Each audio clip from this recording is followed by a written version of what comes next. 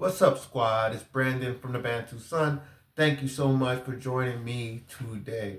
So, on Twitter, I just came across a very interesting poll and I retweeted it on my profile.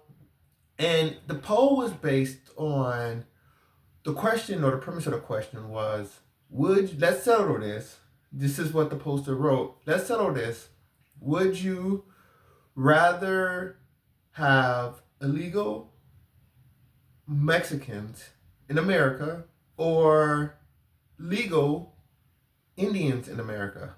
So it's a rather blunt question, and rather outdated because there are various illegal migrants, whether you're talking about from Latin America, etc. I just find the term illegal Mexicans be a tad outdated, but I understand for the simplicity of the poll, this is the question.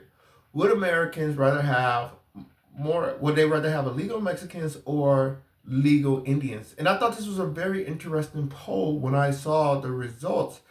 And the results were overwhelmingly for illegal Mexicans as opposed to legal Indians.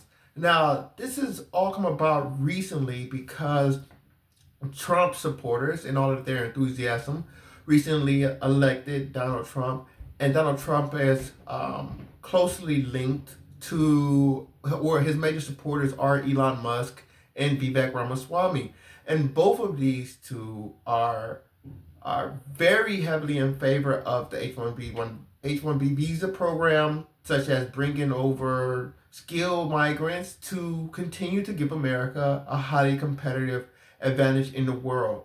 And you can premise this by saying that I don't think there's a successful person in this world that's not a Darwinian.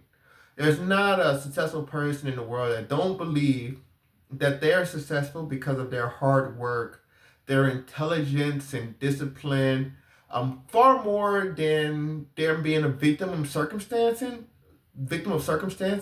and favor has fell upon them. So most successful people are going to believe they are successful because they are superior. They are successful because they are successful. And given the opportunity in any environment, they will excel. So that being the case, it doesn't surprise me. And that's why I say I don't think Trump's blow the horns of, if you can hear the dog whistles, right? And you can take them or you can leave them. It is what it is. I think Trump has broad-based appeal, and I think he's done a lot of good things for a lot of groups. So, but I understand politics is politics, and there is this underlying nationalist tone in America, especially when it comes to the European as portion of America, which is seeing changing demographics, rising competition, and at the same time, these things wouldn't matter if they wasn't feeling it in their pocketbook. But these are people that feel as though America was founded for them because it was founded by their ancestors and built by their ancestors. Therefore, they should proportionally benefit from the existence of America. And that's why Trump says, let's not make America greater. He says, let's make America great again, harkening back to a past. And everybody knows when you go back to America past, it goes back to a different version of America than you will see on a TV now, or the entertainment industry when that your children follow now. So that being the case, these voters supported Trump, and anybody that supported Trump, they were aligned with. And this has been the biggest kerfuffle, or the biggest chasm that you can see in this alliance, right? Because his supporters didn't really understand, I don't think fully, because of the dog whistles, because of Trump's pseudo campaigning on leaning toward that nationalist aspect. But Trump himself is a Darwinian. So you can see this in a lot of his policies and just basically the life he has lived. This has been a pragmatic person. He was a Democrat before he was a Republican, etc. He lived in New York his entire existence, most of his life, and supported the politicians. And New York is a very democratic state, so you can see this is a very pragmatic person. So when his top supporters, Vivek Ramaswamy, Elon Musk, both of which come from migrant backgrounds, when they come out and say they're in favor of bringing skilled migrants to America, his supporters was like, hey, wait, we're going to make America great again, not make America more global.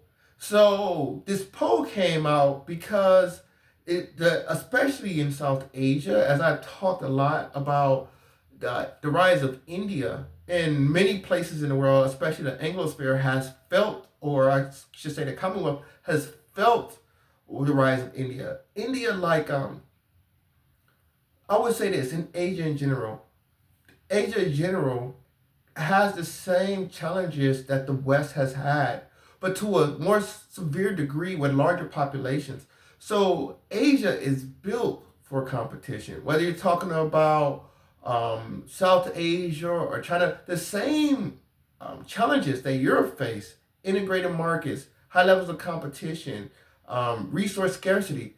Asians have dealt with this, right? To a more severe degree. As I always say, India is about a third the size of the United States with 4 times the population, right? So you're working with less resources, more fierce competition. I always think whoever you are, there's 4 more versions of you, 4 times your competition within India. You have to compete with yourself 4 times. You have a 25% chance of success if you was to live in India. So based on just the standard bell curve alone, the Indians that would come to America, like many other ethnic groups outside of legal migration, but as far as legal migrations on these special employment visas, they're going to be highly exceptional individuals working with less resources in their home country, let alone when they get here. Just like when Europeans landed here and they saw all these resources that lay undeveloped under the management of Native Americans. When the Europeans came here and they said, you know what we can do with this place?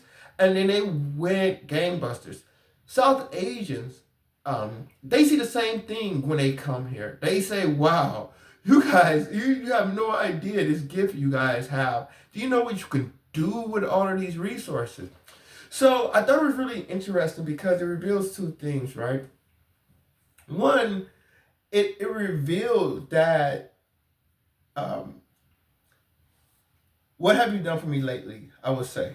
You have the South Asian immigrants, and they really are, this really is a pain point for the America in general. And it hasn't even got to a severe degree yet. It hasn't even got to the severe degree. Because another thing is you see that this illegal migration is not as big as a problem for Americans as they make it out to seem. They wanted to make it seem like, oh, our borders, they got holes in them. Because it was 82% for illegal migration, only 18% for legal migration for India. So even if you do it the right way, it don't matter. And this is why I tell you guys, throw logic out the window. Logic is for you to perform. But when it comes down to accepting the world for what it is and utilizing the tools to get things done, follow the interest. Don't follow the logic. Because the logic is going to end you up in an alley, dead-end alley somewhere. You have to follow the interest and then use your logic, right, to harness and utilize the interest. And what it's saying here is, people, they want to sit and tell you, oh, we don't like illegal migration because it's illegal. No, it's just a reason to moan and complain about something. Because when given the option of bringing legal migrations over here, people don't want it. In comparison, and the reason why, right, these 2 aspects, they point to one thing: increased competitions. When you have these illegal migrants, as they say, we have these economic migrants that come in here to the United States illegally, right? Through the back door, as they say. But they're coming in, they're taking the jobs nobody wants. That's what the saying is, right? They're saying these guys are going and working jobs in field, doing hard labor for many hours a day that nobody else, no American wants to do, right? But when you have these high-skilled laborers come over here, they're coming over here, they're taking 6-figure jobs in the United States, right? And it's just, I think it's a little bit of envy, and it's definitely because of the increased competition. So it's going to put more pressure at the higher end of the labor chain.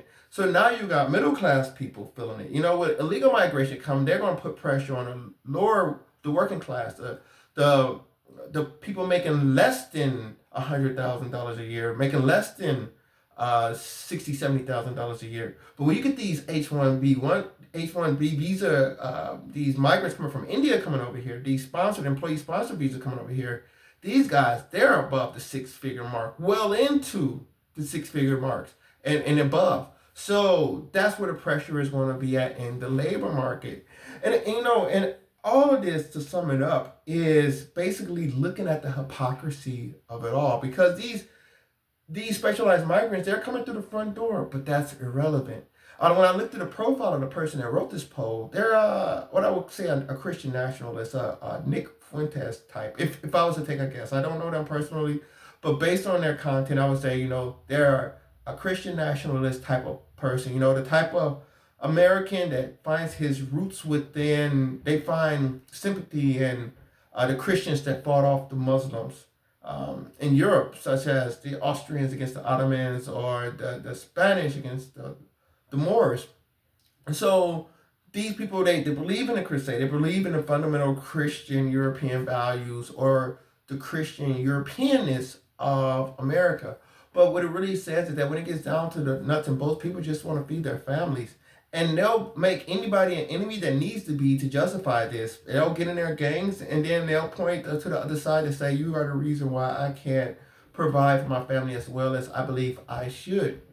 So all of that, hoorah, we are Americans, holding hands in a circle, America has been able to succeed because America has been bountiful, But this is another example of when the screws tighten and the pressure, because what happened is a lot of other countries, they don't have these resources. So the screws and pressure are tight. This is why these countries are in chaos. It's not because America has discovered some great harmonizing. It has discovered some great harmonizing tool. It's called money. It's called employment. And before, the majority had no issue because they had a certain position in the pecking order. But the European, as we always say, that Africa is the mother of humanity, right? But Asia is the center of civilization. Europe exists in contrast to Asia. It was Asian pressure that pushed the Europeans out of Asia to Europe. And just like layers on a cake, the farther west you go, the earliest those groups felt the pressure from Asia, primarily Central Asia, whether that's from the horsemen of the steppes.